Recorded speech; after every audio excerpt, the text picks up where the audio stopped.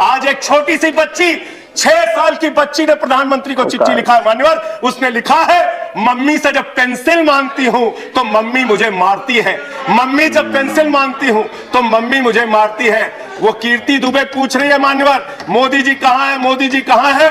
मैं उस कीर्ति दुबे को बताना चाहता हूं, मोदी जी की पूरी सरकार झारखंड में विधायकों की मंडी में व्यस्त है।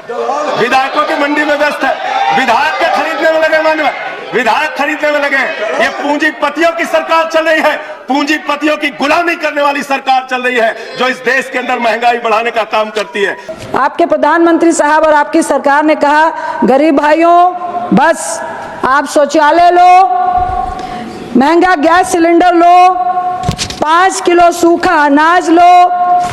बदले में ना नौकरी की बात करना या सोचना, ना महंगाई को कम करने की बात करना, ना गैस सिलेंडर को सस्ता करने की बात करना, बस सरकार को वोट देना।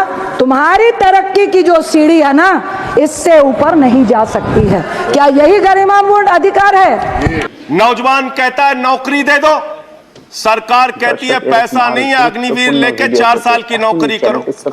भारत की सेना कहती है पैसा दे दो, सरकार कहती है तुम्हारे बजट का 63,000 करोड़ रुपए कम करेंगे। माताएं बहनें कहती हैं गैस का सिलेंडर बढ़ गया, बच्चे के दूध का दाम बढ़ गया, आटा दाल चावल महंगा हो गया, उसको कम कर दो। सरकार कहती है पैसा नहीं है।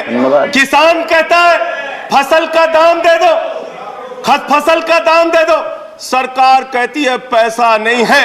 अरे बुजुर्ग कहते हैं हमारी रेल की तीर्थ यात्रा, उसकी रियायत क्यों कम कर दी, सरकार कहती है हमारे पास पैसा नहीं है। देश के लोग कहते हैं शिक्षा का बजट तो बढ़ा दो, सरकार कहती है 2% से ज्यादा बजट नहीं है।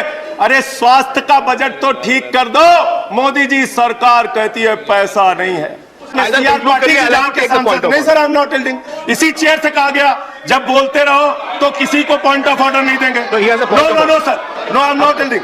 मानवर ये पैसा गया कहाँ, किसके पास गया ये पैसा? अरे ये पैसा गया नरेंद्र मोदी जी के मित्रों के पास गया, मित्रों के पास गया। मैं आपको बताता हूँ मान्यवर कहाँ कहाँ गया। 20,000 करोड़ रुपए लेके नीरव मोदी मेहुल चौकसी भाग गया, 10,000 करोड़ रुपए लेके विजय माल्या भाग गया, 3,000 करोड़ रुपए लेके ललित मोदी भाग गया, 6,000 करोड़ लेके नितिन संदेशरा भाग गया। और ये मेरी जानकारी नहीं है, ये मेरी जानकारी नहीं मान्यवर, इस सरकार ने बताया पूंजीपतियों का 11 लाख करोड़ रुपए माफ किया। 11 लाख करोड़ रुपए आप जीरो लगाते लगाते थक जाएंगे मान्यवर, इतना पैसा इन्होंने पूंजीपतियों को माफ किया।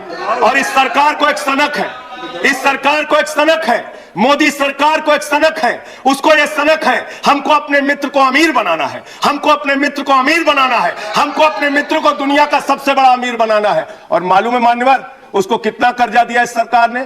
2.5 लाख करोड़ रुपए, 2.5 लाख करोड़ रुपए मान्यवर, 2.5 लाख करोड़ रुपए। जीरो लगाते लगाते थक जाएंगे। एक इंसान को 2.5 लाख करोड़ रुपए और बच्चे के दूध पे टैक्स लगाते हो, आटा दाल चावल पे टैक्स लगाते हो, हिंदुस्तान के गरीब आदमी का खून चूसने का काम करते हो। सरकार किसके लिए चल रही मान्यवर? यह सरकार किसके लिए चल रही है? इसको ध्यान से हमें सोचना पड़ेगा कि अभी 1 साल पहले जब विधानसभा के चुनाव हो रहे थे, हमारे प्रधानमंत्री साहब, मैं मंत्री जी को कहूंगी कि उनको सुनना चाहिए, जवाब देना पड़ेगा। प्रधानमंत्री साहब चुनावी प्रचार में छत्तीसगढ़ के आवाम से, किसानों से कह के आए कि किसान भाइयों, कांग्रेस की सरकार 2640 रुपए धान का दे रही है, हमारी सरकार आएगी तो हम 3100 रुपए प्रति क्विंटल MSP देंगे। क्या ये प्रधानमंत्री की गारंटी झूठी थी? क्योंकि मैं कह रही हूँ झूठी है। वहां पे धान का, शांत रहिए प्लीज, वहां पे धान का MSP मात्र 2300 रुपए दिया जा रहा है। मैं इस सदन में चुनौती देती हूं कि वो 800 रुपए दिए गए हैं क्या? लिखित में प्लीज, लिखित में क्या दिया गया है क्या? वो 800 रुपए मिलेंगे? क्योंकि प्रधानमंत्री कह के आए थे कि एक मुश्त Please. 3100 रुपए हम किसान को देंगे, जिसमें आपने किसान को गुमराह करके छत्तीसगढ़ की सत्ता तो हासिल की, लेकिन किसानों का दिल जीतने में आप हार चुके हैं। Please sir, 2 minute sir, 2 minute please sir, हमारी पार्टी से कर देंगे सर, 2 मिनट। माननीय Please, 2 Sanjay minute. Singh, please माननीय संजय सिंह सर उनको आप बोले, आपकी बात रिकॉर्ड पे वो जाएगी, अपनी पार्टी के लिए कह रहे हैं सर। आपकी बात रिकॉर्ड पे जाएगी, आपकी बात रिकॉर्ड पे जाएगी। आप बोले, आप बोले। जब हम इसी सदन में किसान के काले कानून का विरोध कर रहे थे, हमें सस्पेंड करके बाहर कर दिया गया।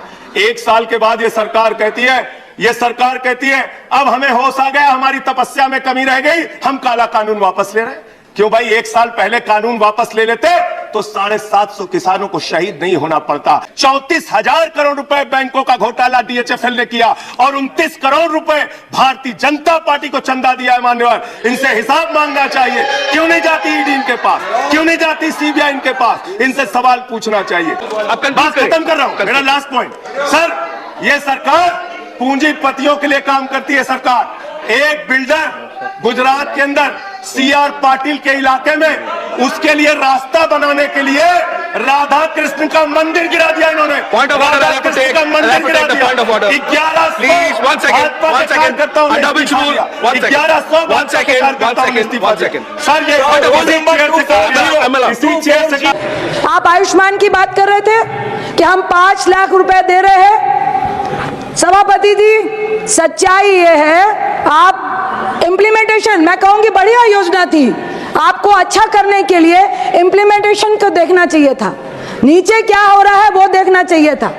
ये सच्चाई है, इसको ध्यान से सुन के आपको जवाब देना पड़ेगा कि 5 लाख का जो आपका आयुष्मान का आपका जो आप कार्ड दे रहे हैं, अगर आप इलाज कराने जाते हैं तो बड़ी बीमारियों के लिए 2.5 लाख का अगर खर्चा आता है तो पूरा पैसा आयुष्मान से नहीं कटता है, लगभग 1 से 1.5 लाख कटता है। 1 से 1.5 लाख रुपए उस पेशेंट को, उस परिवार को देना पड़ता है। इसमें बहुत बड़ा क्वेश्चन मार्क है, क्यों है?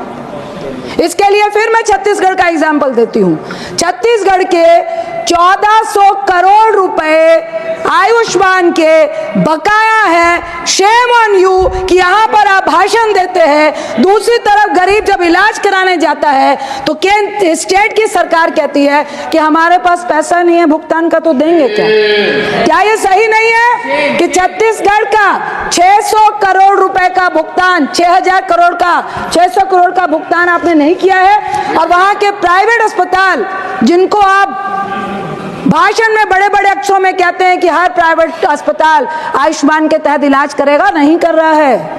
और छत्तीसगढ़ के अस्पतालों ने तो धरना भी दिया कि हमें सरकार पैसा नहीं भेज रही है, इसलिए वो कोई भी आयुष्मान कार्ड धारक का इलाज करने में कतराते हैं, उनका इलाज नहीं कर रहे हैं। ये रिपोर्ट भी आपको देखनी पड़ेगी।